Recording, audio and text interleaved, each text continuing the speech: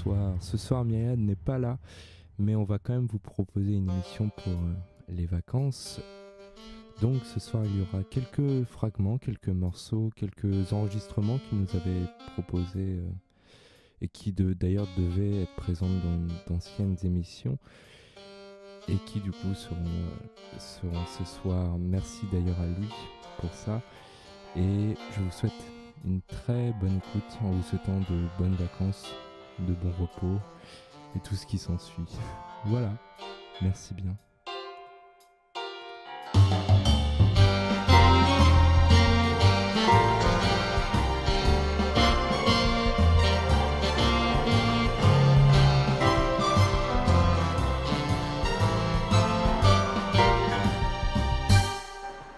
Un moment de conscience, de prise de conscience. Un moment avec un peu de musique qui ne restera pas tout le temps de l'enregistrement. Car je voulais aborder un sujet qui est d'ailleurs en lien avec le bruit que nous entendons. Si je coupe violemment la musique, en appuyant sur cette barre espace, vous entendez comme moi ce flot continu, comme si... Alors vous m'entendez aussi dans l'autre micro bien sûr, mais comme s'il y avait un flot de voitures. Et il n'y a que par le biais de mon micro, que par le biais de mon casque, que je peux, comme vous, avoir du silence. Alors c'est étonnant, puisque nous allons très certainement le diffuser sur Carpe Diem, comme beaucoup d'enregistrements. Et parler du silence, parler du bruit constant, sur une radio qui a pour principe, comme quasiment toutes les radios, de diffuser du son, diffuser du bruit parfois, eh bien, là j'ai presque envie de faire une ode au silence. Non pas faire une minute de silence, ce serait trop simple. Et puis en plus, imaginez une minute de silence ici, ce serait tout bêtement impossible. Parce que, chers auditeurs, chers amis, presque, on pourrait presque dire ça, parce que le lien qui nous lie est un lien d'art, même si nous ne faisons pas de l'art, mais en tout cas de création.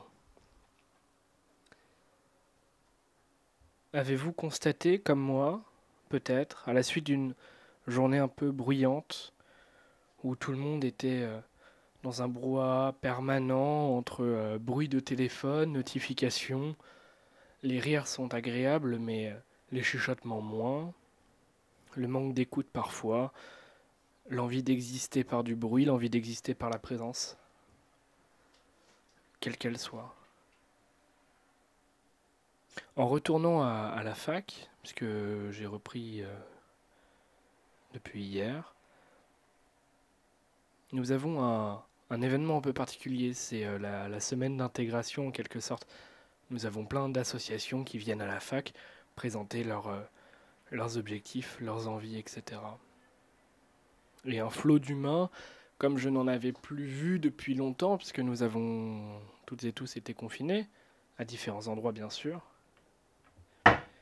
mais j'avais un peu perdu la notion de l'être humain.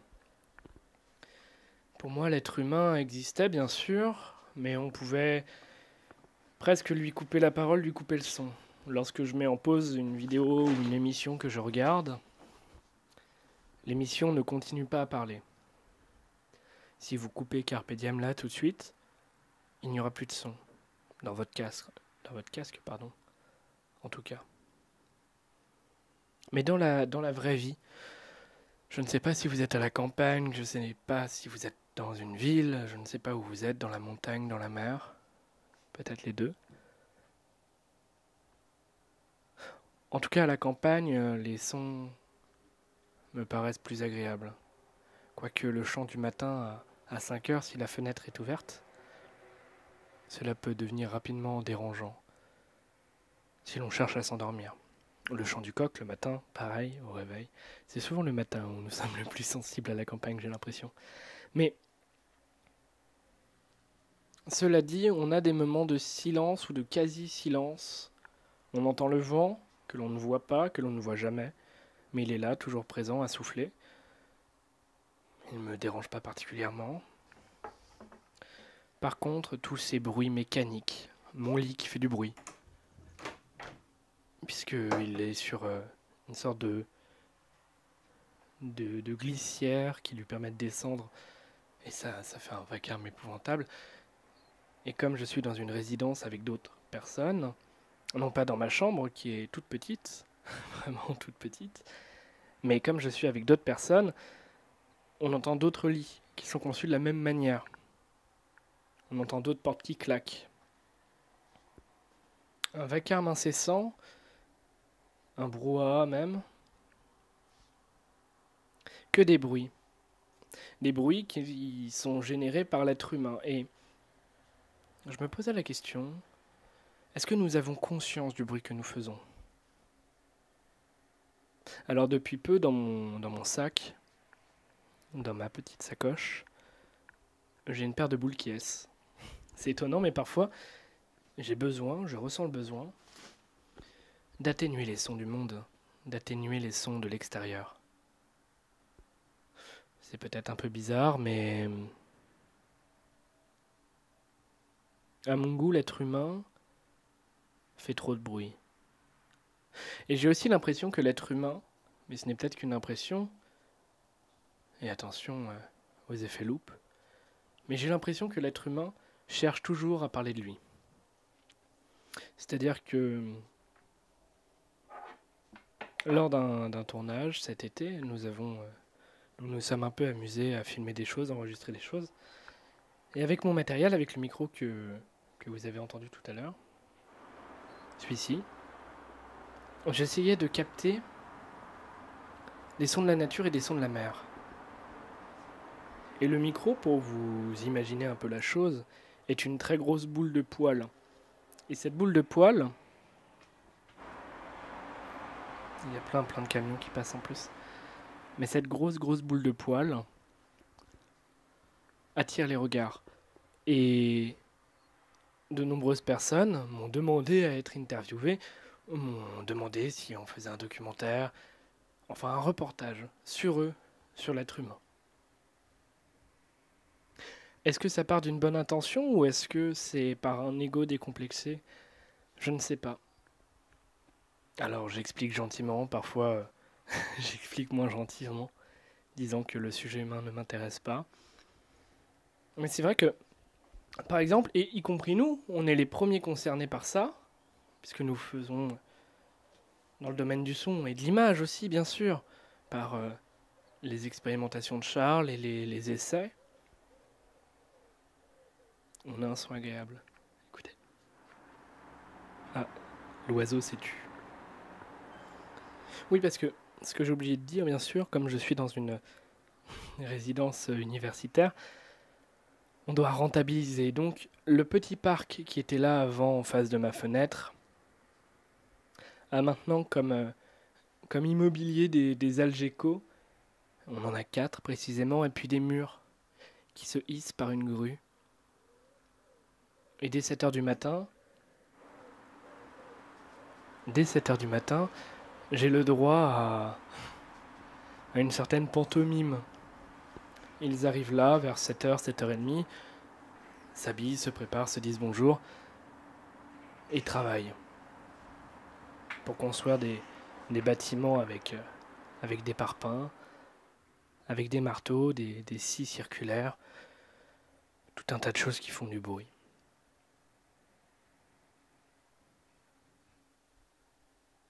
Écoutons le silence. Apprécions le silence. Apprécions les bruits de la ville sans humain. C'est-à-dire un très grand silence finalement. Toujours des notifications. Toujours et éternellement des notifications. Le téléphone qui bip. Qu'on soit en balade avec son chien, qu'on soit en balade seul, en balade à deux, en balade avec un micro. Un téléphone qui bip. Des notifications, un fil à la patte. Toujours du bruit. Sur cette note positive, par ce petit billet, je voulais faire une ode au silence. essayez de prendre conscience que le bruit est partout, y compris dans ma voix. Merci d'avoir écouté.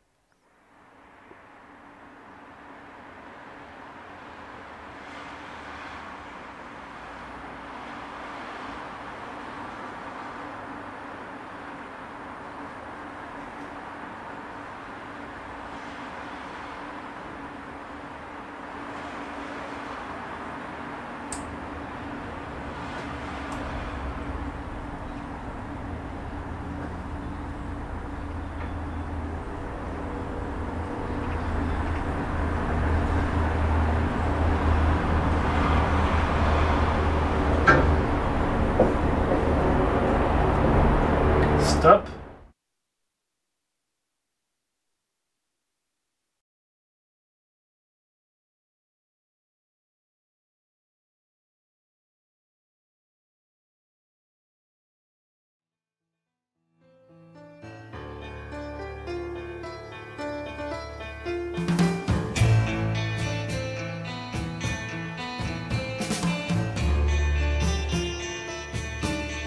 Una stanza vuota e tu che mi hai lasciato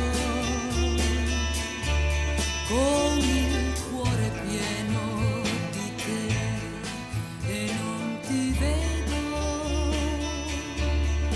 Torna, torna indietro, voglio darti tutti i miei giorni.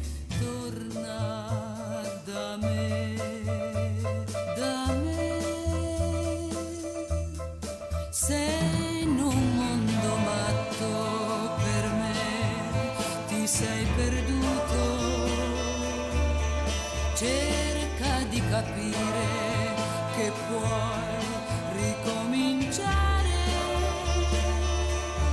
e non aspettare che il domani poi ci divida e ti porti via da me, via da me.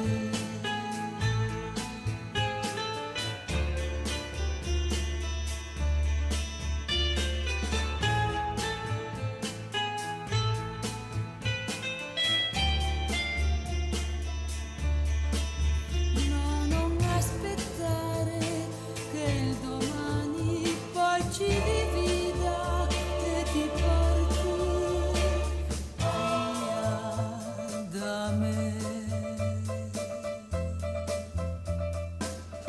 via da me.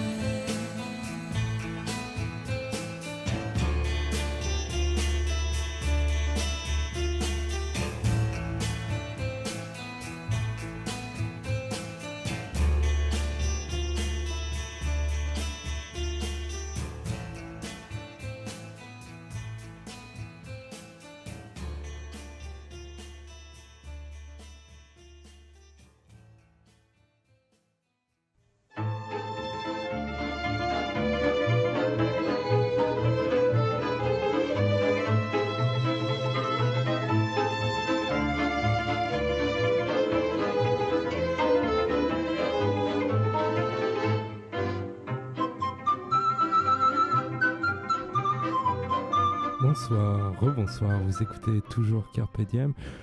Je vais laisser la parole à Myriade. Bonsoir Myriade, bienvenue sur Carpe Diem, c'est un honneur.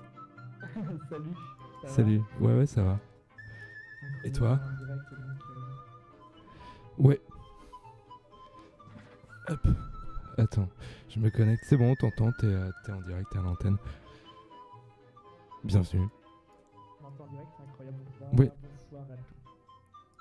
J'enlève la musique parce que même si j'aime beaucoup la flûte de Pan. Parenthèse sur le bruit. Est-ce que c'est le retour? Je me suis fait couper. Je disais, qu'est-ce qu'on a acheté comme matériel?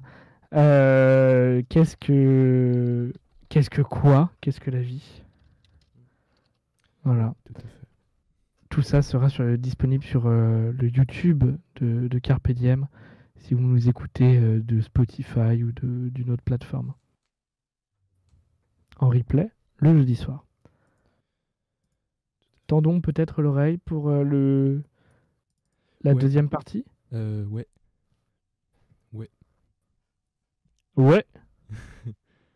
Ah, la deuxième partie n'était si peu téléchargée. Parce que oui, on est toujours à Carpe Diem, des émissions qui commencent à 21h20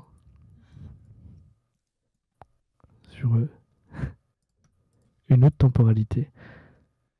Alors on fera d'autres émissions d'ailleurs, hein, c'est de là d'où vient l'émission du Rouge, par exemple, la réflexion autour du silence. Toutes ces réflexions-là, je n'ai pas de retour. C'est peut-être pour ça que j'ai des grands pouces, une pantomime. Ouais, c'est pour dire que c'est prêt. La suite. Ah oui, d'accord, j'ai été coupé. Non, t'entends toujours. Ah non. Oula, mon son est fort. Ouais. Mais j'ai pas de retour. Alors, Charles, est-ce que tu peux faire un partage de son? Tout à fait. Chose qui est... Mais donc, l'émission du Rouge, parce que je crois qu'il n'y a aucun document en direct, Non. est venu de ce billet d'humeur autour du silence, etc. Voilà, donc c'est quelque chose qui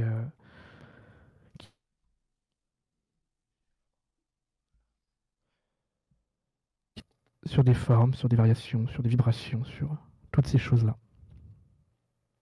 Tendons l'oreille vers un moment de poésie en composition directe. Alors ceci est un essai d'une émission pour Carpe Diem dans la chambre Crous, dans mon 9 mètres carrés avec le petit zoom. La musique est de Sofiane Pamar et ce sera Berlin. Pour accompagner cette œuvre de Sofiane Pamar, ce pianiste, un poème. Hop, excusez-moi, les câbles frappent. De Guillaume Apollinaire, la chanson du mal-aimé.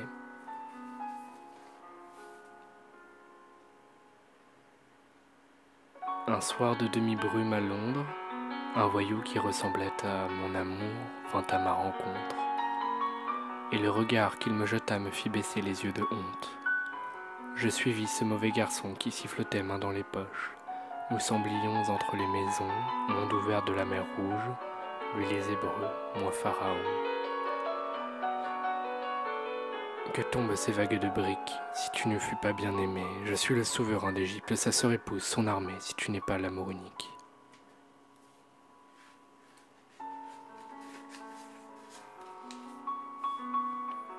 Au tournant d'une rue brûlant de tous les feux de ses façades, plaie du brouillard sanguinolent où se lamentaient les façades, une femme lui ressemblant. C'était son regard d'inhumaine, la cicatrice à son cou nu, sortie sous d'une taverne, au moment où je reconnus la fausseté de l'amour même. Lorsqu'il fut de retour enfin dans sa patrie, le sage Ulysse, son vieux chien de lui se souvint. Près d'un tapis de haute lisse, sa femme attendait qu'il revînt. L'épaule royale de sa comtale, las de vaincre, se réjouit quand il retrouva plus pâle, d'attente et d'amour yeux pâlis caressant sa gazelle mâle.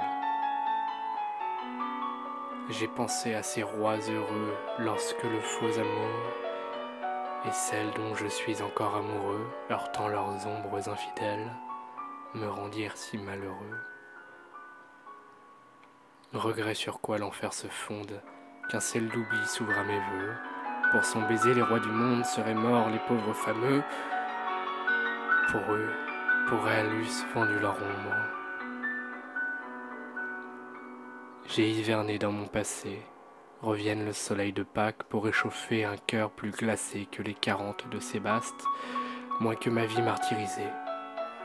Mon beau navire, ô ma mémoire, avons-nous assez navigué dans une onde mauvaise à boire, avons-nous assez divagué de la belle aube au triste soir? Adieu faux amours confondus avec la femme qui s'éloigne, avec celle que j'ai perdue l'année dernière en Allemagne et que je ne verrai plus. Voie lactée, ô sœur lumineuse des blancs ruisseaux de Canaan et des corps blancs des amoureuses nageurs morts, suivrons-nous d'Ahan ton cours vers d'autres nébuleuses? Je me souviens d'une autre année, c'était l'aube d'un jour d'avril. J'ai chanté ma joie bien-aimée, chanté l'amour à voix virile, au moment d'amour de l'année.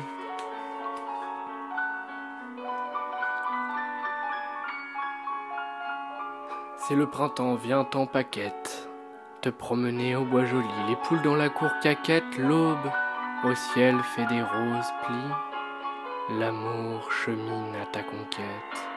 Mars et Vénus sont revenus, ils s'embrassent à bouche folle, devant des sites ingénus, ou sous les roses qui feuillolent, de beaux dieux roses dansent nus.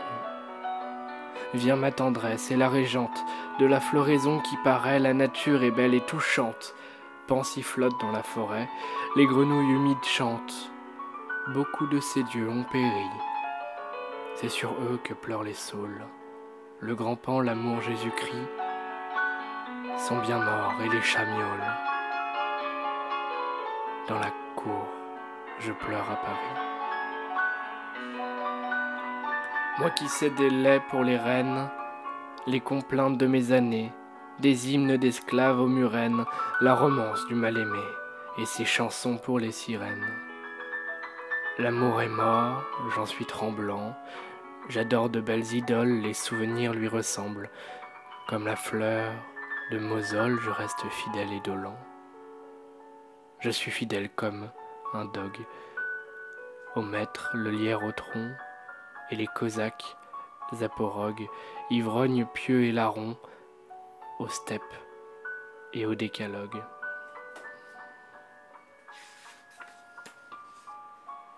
Porté comme un joug la croissant,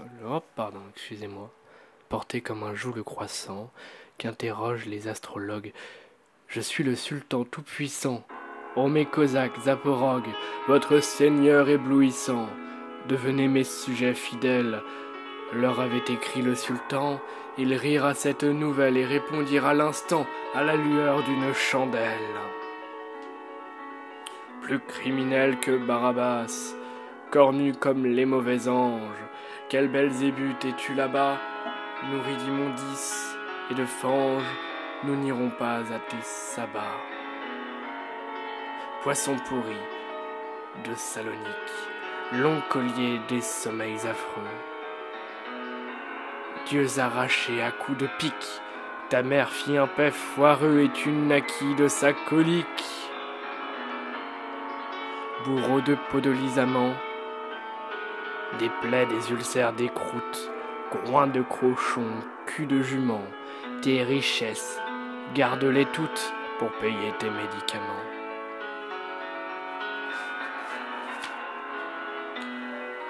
Voie lactée aux sœurs lumineuses, des blancs ruisseaux de Canaan, et des corps blancs des amoureuses nageurs morts, suivrons-nous d'Ahan ton cours vers d'autres nébuleuses? Regret des yeux de la putain, et belle comme une panthère, amour vos baisers florentins avaient une saveur amère qui a rebuté nos destins. Ses regards laissaient une traîne d'étoiles dans les soirs tremblants, dans ses yeux nageaient les sirènes, et nos baisers mordus sanglants faisaient pleurer nos fées marraines. Mais en vérité je t'attends, avec mon cœur, avec mon âme, et sur les ponts du revient-temps, si jamais revient cette femme, je lui dirai je suis content. Mon cœur et ma tête se vident, tout le ciel s'écoule par eux. Oh mes tonneaux, mes Danaïdes, comment faire pour être heureux, comme un enfant candide? Je ne veux jamais l'oublier, ma colombe, ma blanche rade, ô marguerite exfoliée, mon île au loin, ma désirade, ma rose, mon giroflier. Les satyres et les pyrostes, les égypans, les feux follets, et les destins damnés ou faustes, la corde au cou comme à Calais, sur ma douleur, quel holocauste. Douleur qui double les destins, la licorne et le capricorne, mon âme et mon cœur incertain te fuient au bûcher divin, corne des astres et des fleurs du matin. Malheur, Dieu pâle aux yeux d'ivoire, tes prêtres fous t'ont-ils paré, tes victimes en robe noire ont-elles vainement pleuré? Malheur, Dieu, qu'il ne faut pas croire.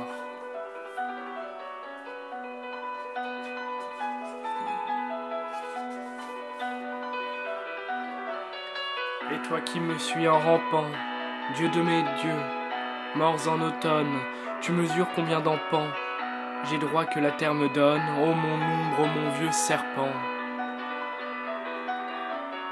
Au soleil parce que tu l'aimes, je t'ai mené sous 20 ans bien. Ténébreux amour, ténébreuse épouse que j'aime, tu es à moi en n'étant rien, ô mon ombre en deuil de moi-même. L'hiver est mort, tout enneigé, on a brûlé les ruches blanches. Dans les jardins et les vergers, les oiseaux chantent sur les branches, le printemps clair d'avril léger, mort d'immortel, agriaspide, la neige au bouclier d'argent, fuit les dents de renfort, livides, du printemps cher, des pauvres gens, qui ressourit les yeux humides. Et moi j'ai le cœur aussi gros qu'un cul de dame damascène. Oh mon amour, je t'aimais trop, et maintenant j'ai trop de peine. Les 7 épées hors du fourreau, 7 épées de mélancolie, sans morphile, au clair de douleur, sont dans mon cœur et la folie veut résonner pour mon malheur. Comment voulez-vous que j'oublie ?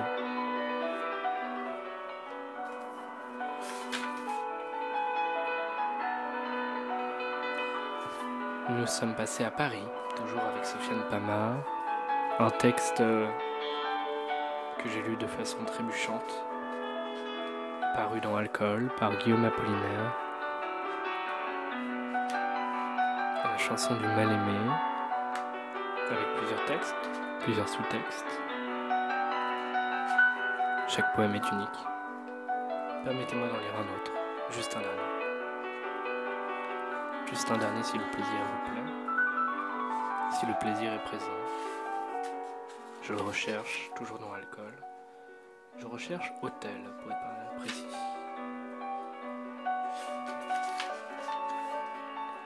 Un texte que j'aime énormément, que j'aimerais vous partager. Si je le retrouve. Ah, je vais le retrouver. Ne bougez pas, je l'ai. Nous allons arriver sur le Caire. Stéphane. Non, pas Stéphane, Sofiane Pamart. La chambre est veuve, chacun pour soi. Présence neuve, on paye au mois. Le patron doute, payera-t-on? Je tourne en route comme un toton. Le bruit des fiacres, mon voisin laid qui fume un âcre tabac anglais. Aux lavalières qui boit et rit, de mes prières table de nuit. Et tous ensemble dans cet hôtel, savons la langue comme à Babel, fermons nos portes à double tour, chacun apporte son seul amour. C'était Hôtel dans Alcool, toujours par Guillaume Apollinaire. Enfin, le texte est de Guillaume Apollinaire. Eh bien, bien bonne journée à vous. À plus tard, merci d'avoir écouté.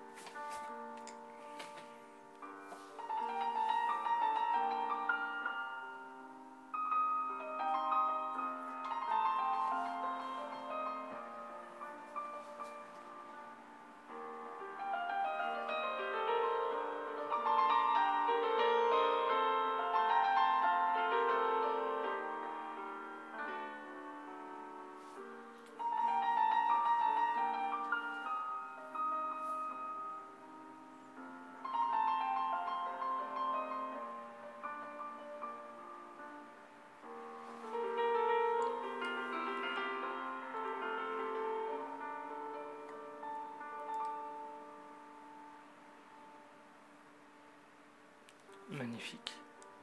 Au revoir.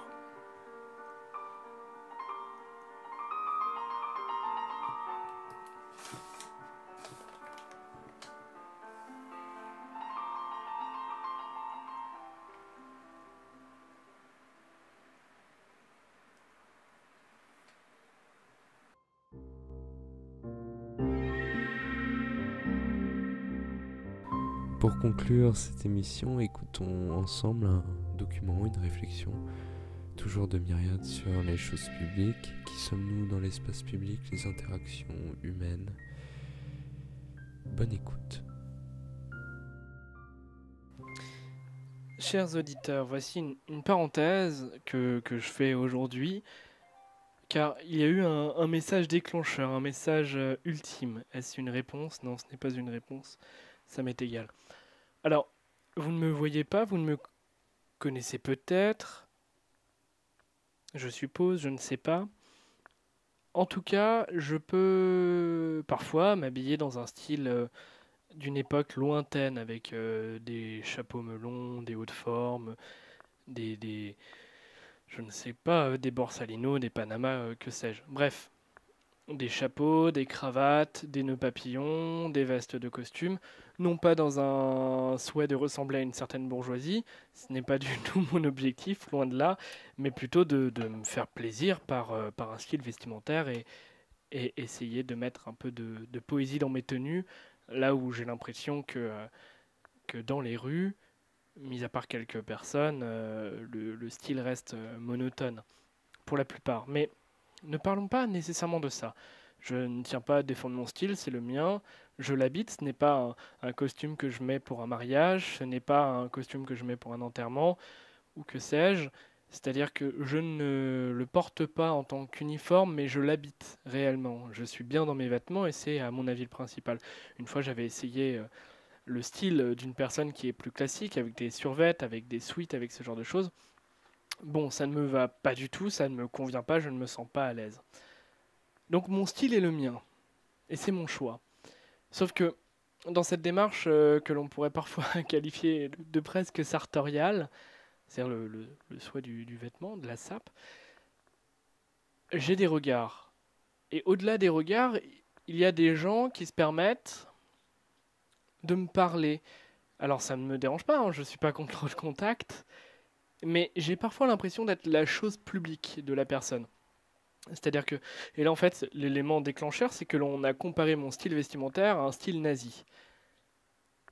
Parce que je m'habille dans un style qui est révolu et que l'on voit dans les livres d'histoire, c'est ce que je suppose. En rien, je veux dire, un haut de forme, il n'y a rien de nazi, un chapeau melon, il n'y a rien de nazi, un nœud papillon, je ne sais pas moi, plein de gens en portaient, hein. On peut passer de Jules Verne à Churchill, et là je ne cite que les hommes, et je pourrais même citer les femmes, parce qu'il y a des femmes aussi qui portent des nœuds papillons, connus.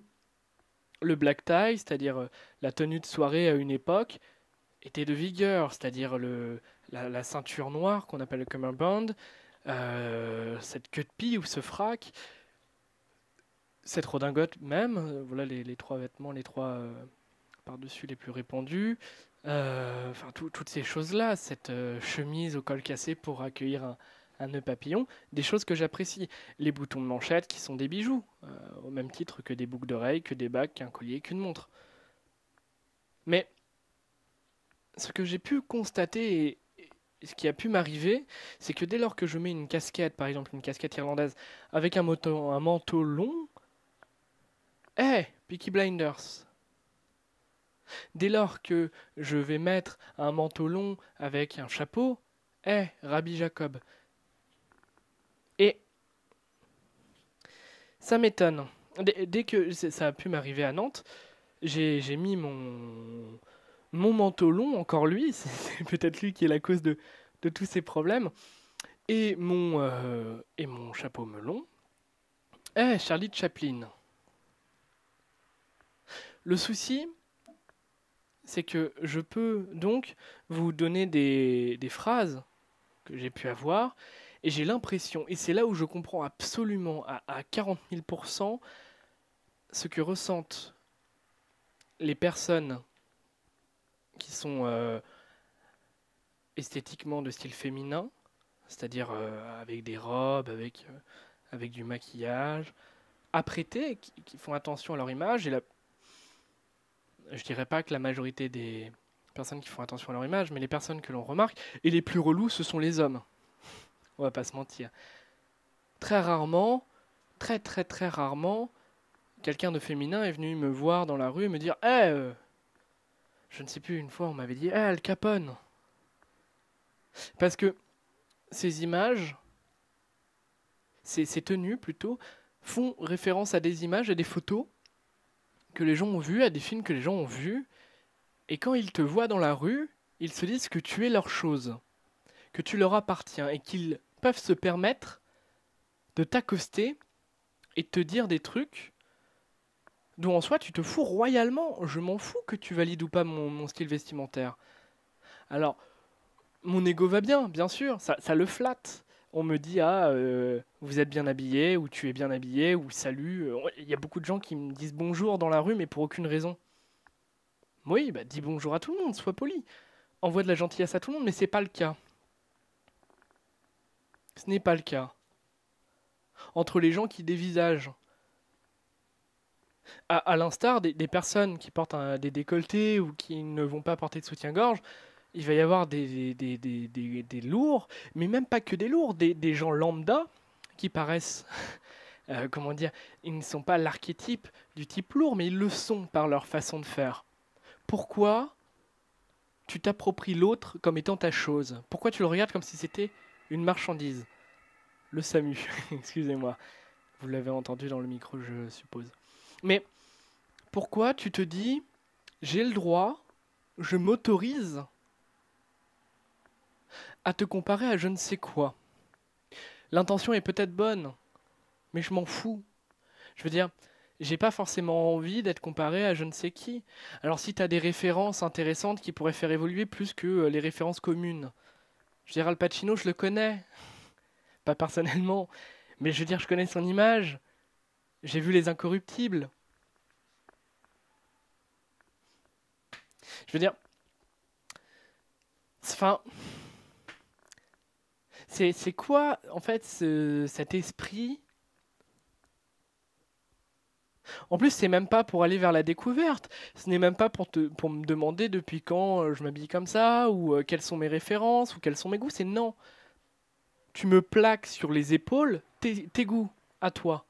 Peaky Blinders, c'est bien, oui. C'est un style dans les années 20, dans les années 30, classique. Je veux dire, les gens s'habillaient comme ça. Alors pas exactement de la même façon, parce que on est dans une série filmée du 21e siècle, donc les codes vestimentaires ne sont plus les bons. Si tu me comparais à Louis Jouvet, oui, je me compare pas au moins grand, à Louis Jouvet, à Jean Gabin, à je ne sais qui, là je dirais d'accord, c'est vrai qu'il y a des inspirations, parce que ces gens étaient contemporains de ce style-là, ils s'habillaient avec style, bien plus que moi, parce qu'ils avaient un goût du vêtement bien ajusté, avec une certaine élégance, que j'apprécie énormément. Un charisme même qui s'en dégage de tout ça. Et je l'apprécie énormément, je vais pas le réfuter. Mais pourquoi tu te permets ça? Et alors là, bon, la comparaison qui m'a un peu fait sortir de mes gonds, la comparaison au nazisme. Enfin, pas au nazisme en tant que système, mais aux nazis. Les nazis, bon, bien évidemment, ils avaient un uniforme, mais moi, j'ai pas d'uniforme nazi. Je ne fais pas de militaria, et puis j'ai pas d'intérêt particulier pour les uniformes, mis à part peut-être les vêtements de marin. J'aime beaucoup les grands manteaux, les par-dessus de marin, je les trouve assez beaux, capitaine et autres. Mais par contre, la fonction ne m'intéresse pas du tout, absolument pas. Que un chapeau en bourse, c'est un chapeau avec les bords retournés, soit souvent les chapeaux des diplomates ou des hommes d'État, ça m'est égal. Que le haut de forme, que je ne porte pas avec le frac et la queue de pie, mais le haut de forme, il peut avoir une connotation aristocratique, bourgeoise. Ce n'est pas mon intention. J'ai pas pour but de paraître aux yeux de la société comme étant un bourgeois du 19e siècle ou du début du 20e siècle. Ça m'est égal. Lorsque je porte un colletin, donc c'est ces vestes d'ouvrier, je ne me prétends pas charpentier, je ne me déguise pas en fait. Je ne me déguise pas, mais c'est l'histoire du vêtement, c'est à la fois la récupération d'anciennes pièces, par exemple j'ai des bandes moltières, c'est ce qui ressemble à des guêtres, en quelque sorte, de la guerre de 14, des guêtres anglaises. Je suis extrêmement heureux de les porter, et je les porte, il me semble des reconstitutions, je les porte pour faire du vélo. J'ai pas pour but d'aller dans les tranchées. Je ne vais pas revivre la bataille de la Marne ou Verdun ou la Somme. Je ne comprends pas. En fait, et c'est on en avait un peu touché deux mots pendant l'émission sur le harcèlement de rue. Parfois, il m'arrive que mon style vestimentaire, je l'adapte au moment où je vais sortir, au moment où à quel endroit je vais, dans quel endroit je vais. Même des gens que j'apprécie absolument me disent ne t'habille pas comme ça, tu vas être remarqué, etc. Pourquoi? Pourquoi on regarde lorsque le style n'est pas des baskets Nike faites en Chine, des pantalons achetés pour une période de 2 ans et un sweatshirt qui sera modifié, enfin qui sera jeté dès lors qu'il aura une tache ou deux. J'ai pas envie de ça. J'essaye de garder au plus longtemps mes vêtements et j'essaye de... Enfin, en fait, c'est même pas...